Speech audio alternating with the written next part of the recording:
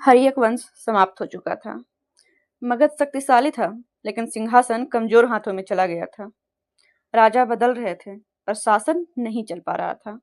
और इतिहास में जब सत्ता डगमगाती है, तो कोई न कोई इसे छीनने जरूर आता है।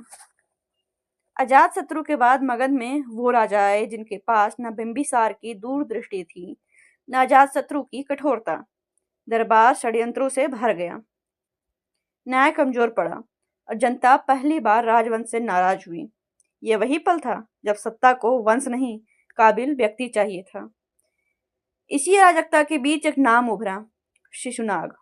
कोई जनजात सम्राट नहीं था, वो था मगध का एक शक्तिशाली सेना नायक, जिसे सेना और जनता दोनों का समर्थन मिला। हर्यक वंश को हटाया गया और इतिहास में पहली बार मगध में राजवंश बदला गया। ये कोई सामान्य बदलाव नहीं था, ये था भारत का पहला बड़ा राजनीतिक तख्तापलट। शिशुनाग ने सिर्फ राजा नहीं बदला, राजनीति की दिशा भी बदली।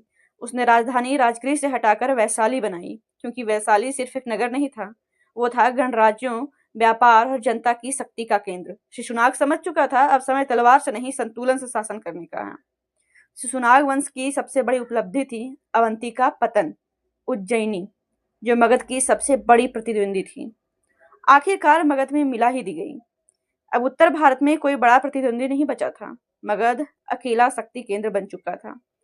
लेकिन शिशुनाग वंश जितनी तेजी से उठा, उतनी ही तेजी से स्थिर भी हो गया। इसके उत्तराधिकारी मगध को संभाल तो पाए, पर उसे नई ऊंचाइयों तक नहीं ले जा सके। और यहीं से इतिहास ने एक और मोड़ लिया। शिशुनाग वंश ने मगध को स्थिरता दी, पर महासाम्राज्य नहीं। अब जरूरत थी एक ऐसे शासक की जो जनता से उठे और सत्ता को कभी न देखी गई ऊंचाई पर ले जाए। और अगला अध्याय यहीं से जन्म लेता है, नंदवंश।